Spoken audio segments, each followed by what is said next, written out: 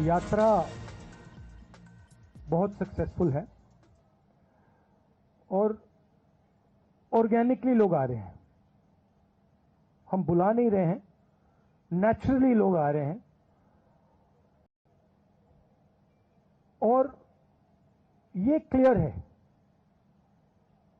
कि जो बात हमने कही थी, वोट चोरी की जो बात कही थी, वो बिहार के करोड़ों लोग, लाखों नहीं, करोड़ों लोग उस बात को मानते हैं, एक्सेप्ट करते हैं। इसलिए आपको यह रिस्पांस दिख रहा है। इलेक्शन कमीशन का काम सही वोटर लिस्ट देने का होता है और यह काम इन्होंने महाराष्ट्र में, हरियाणा में और कर्नाटक में नहीं किया। हमारा पूरा का पूरा प्रेशर इलेक्शन कमीशन का जो बिहेवियर है उसको बदलने के लिए है और हम छोड़ेंगे नहीं। जैसे मैंने कहा है, बिहार में हम आपको इलेक्शन चोरी नहीं होने देंगे। आप कुछ भी कर लो, आपने महाराष्ट्र का चोरी किया, आपने हरियाणा का किया, कर्नाटक में हमने साफ दिखाया कि वोट चोरी हुआ है, यहां हम नहीं करने देंगे। Thank you. धन्यवाद राहुल जी। एएनआई से अजीत झा। हेलो सर, शुरू से यह देखने को मिलता रहा है कि चुनाव आयोग इलेक्शन के पहले से कैंपेन चलाती रही है कि ज्यादा से ज्यादा लोग वोट कर पाए। आपका भी सवाल वही है कि लोगों के वोट क्यों काटे जा रहे हैं, लेकिन आपकी कोशिशों पे सीधा सवाल है चुनाव आयोग का, भाजपा का, कि आप लोगों को मिसलीड कर रहे हैं, मिसगाइड कर रहे हैं, चुनाव आयोग की छवि को खराब कर रहे हैं। देखिए, चुनाव आयोग की पोजीशन आपको क्लियरली दिख जानी चाहिए। मैंने कर्नाटक में, महादेवपुरा में उनके सामने डेटा रखा, ब्लैक एंड व्हाइट। उन सवालों का आज तक एक जवाब नहीं आया है। 1 लाख फर्जी वोटर कहां से आए, कैसे आए, कौन थे, उसका जवाब इलेक्शन कमीशन ने नहीं दिया।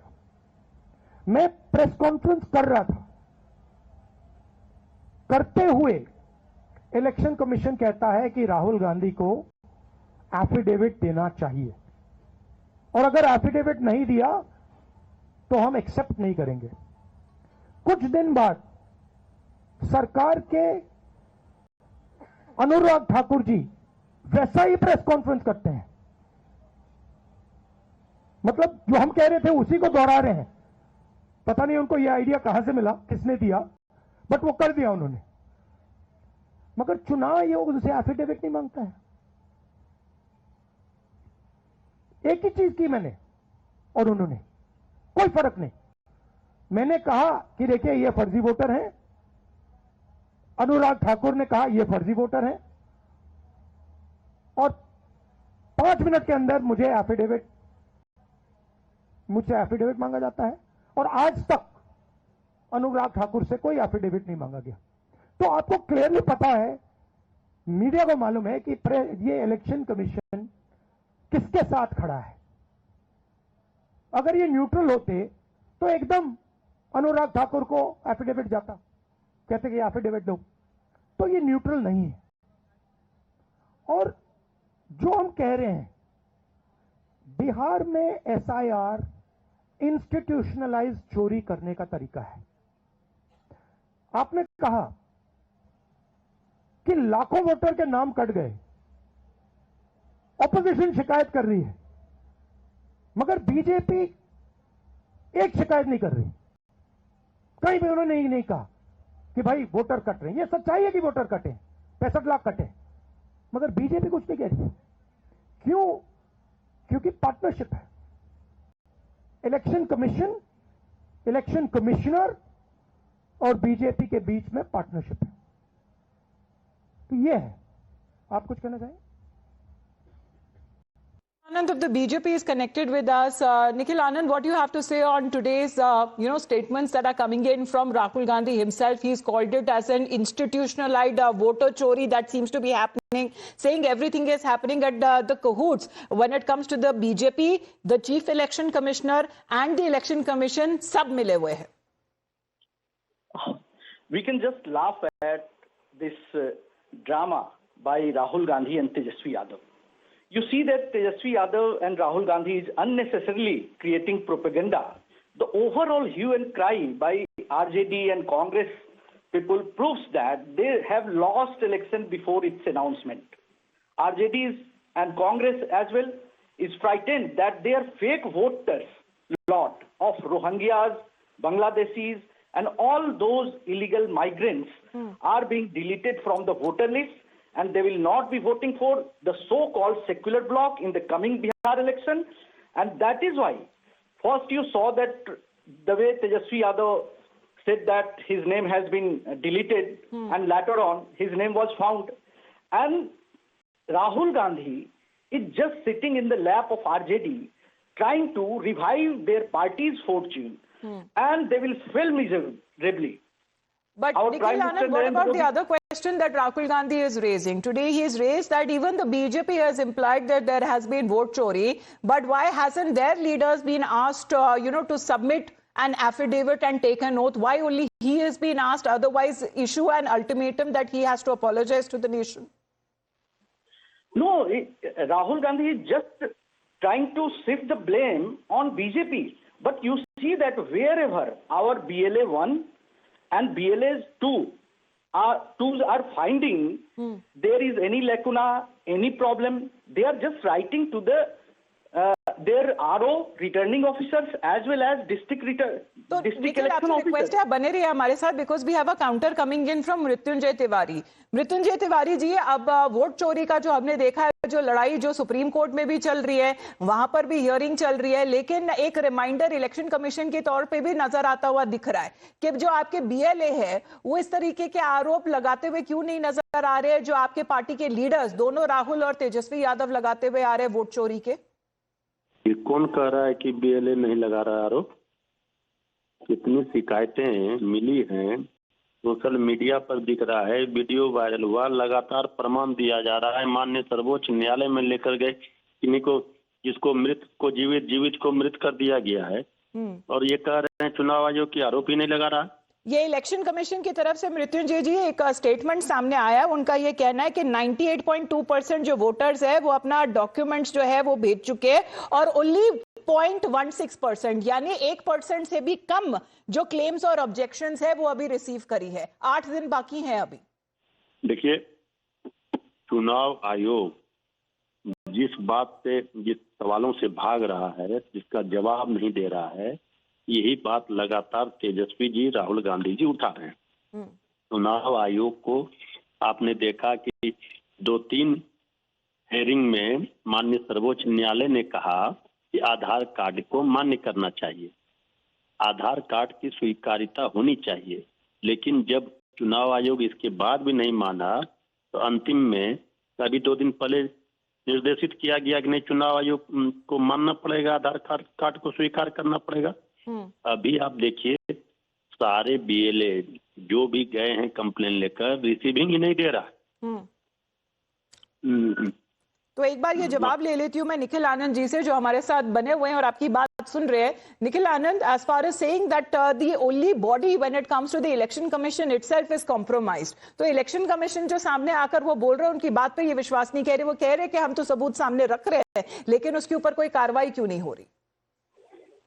देखिए, इलेक्शन कमीशन बहुत ही क्लियर कट तरीके से सारे ग्रीवांसेस को वो और जो भी कंप्लेंट्स हैं उनको वो नोटिस ले रहे हैं, उनको फुलफिल कर रहे हैं। मृत्युंजय तिवारी जी ने जो कहा कि आधार कार्ड को नहीं मान रहे हैं, ऐसी बात नहीं है। आधार कार्ड एक डॉक्यूमेंट्री प्रूफ हो सकता है एड्रेस का, but it is not a citizenship card. Our concern is that those who are not the citizen of this country or Bihar, why they should be allowed to vote in the election? All those Rohingyas, Bangladeshis, illegal migrants, they must be removed, and this kind of politics will not be done. जी, And तो this Mrityunjay is ji, जो आप आधार के बारे में बोल रहे थे, अब बीजेपी की तरफ से ये जवाब आता हुआ नजर आ रहा है कि कोर्ट में भी ये कहा गया है कि Aadhaar is only proof of identity and residence, but आपका सिटीजन और डोमिसाइल के लिए वो प्रूफ का आधार नहीं हो सकता। कि जो सिटीजन नहीं है उनको चुनाव चुनाव में आयोग- वोट देने के लिए परमिशन क्यों दी जाए? जी, चुनाव आयोग का ये काम नहीं है किसी की नागरिकता की जांच करे, ये काम गृह मंत्रालय का है। और चुनाव आयोग इसके पहले जो भी चुनाव हुए हैं उसमें आपने देखा है कि आधार कार्ड की स्वीकार्यता थी, उसकी मान्यता थी। तो इसका मतलब सब चुनाव फर्जी हुए, तो सब फर्जी वोट चोरी करके सरकार में बैठे हैं। लेकिन ये तो सुप्रीम कोर्ट की तरफ से भी एक सरप्राइज एक्सप्रेस किया गया था, जहां तक बीएलएस को लेकर जो आप अपॉइंटमेंट कर रहे हैं उसमें सिर्फ 2 ही ऑब्जेक्शन अभी तक रेज करे गए हैं, उसके ऊपर भी तो सवाल सुप्रीम कोर्ट ने उठाया है। मृत्युंजय जी, कोर्ट ने जो भी सवाल उठाए हैं उसका जवाब यहाँ पार्टियों की ओर से दिया जा रहा है, इंडिया गठबंधन की ओर से। सारे प्रमाण को, ये 8 तारीख को फिर डेट है, 8 तारीख को फिर जवाब दिया जाएगा। जी ठीक है, मतलब आपका ये कहना है कि वोट चोरी हो रही है, बीजेपी की तरफ से ये कहा जा रहा है कि यह पूरी की पूरी एक मैन्युफैक्चर्ड स्क्रिप्ट है और लोग आपकी बातों पर विश्वास नहीं करेंगे। धन्यवाद आपका Mrityunjay ji, Nikhil Anand for joining in. Of course when it comes to the charge that Rahul Gandhi believes is resonating with the people on ground. However, it is both Rahul and Tejasvi Yadav. Today, this has been the bike yatra that has been carried out in Purnia and Bihar. The reactions that are coming in from the leaders, let's play that out. चाहे vote जोड़ने का या किसी का complain करके हटवाने का, deletion का, अभी भी जो है उस प्रोसेस में कोई क्लैरिटी जो है नहीं आई है।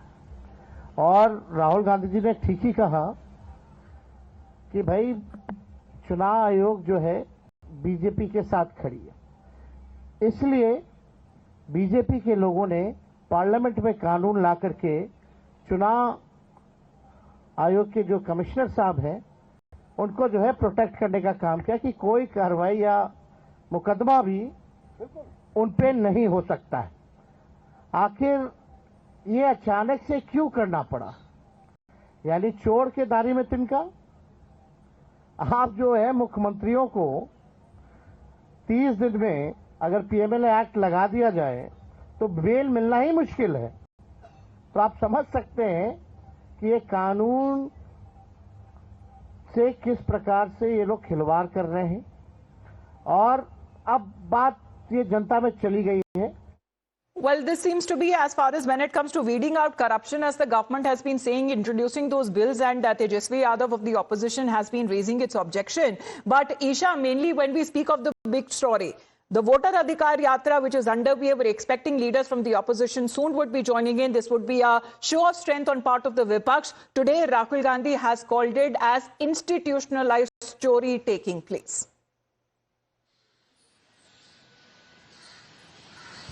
Right, Amita. So the India bloc leaders are being led by Rahul Gandhi. They are speaking about how an institutionalized vote chori has happened in Bihar. In fact, they're also pointing out that this could have been happening in several other states and they are unaware of. However, the back and forth is continuing. But Amita, what is imperative to also note is that Rahul Gandhi and other opposition leaders, none of them have actually filed a case in any court. So that is something that comes to the fore. In fact, in the past as well, we did see that some of Rahul Gandhi's claims were being contradicted by some voters as well. They were stating that their names were not removed. In fact, they also alleged pressure from the India bloc. So a lot of back and forth definitely taking place. The Election Commission, however, has come out and confirmed. In fact, they've also clarified that there is no such vote choris that is taking place. The Election Commission has always worked in a transparent fashion, and the allegations that the India bloc leaders have been making are incorrect. The BJP, on the other hand, has been clarifying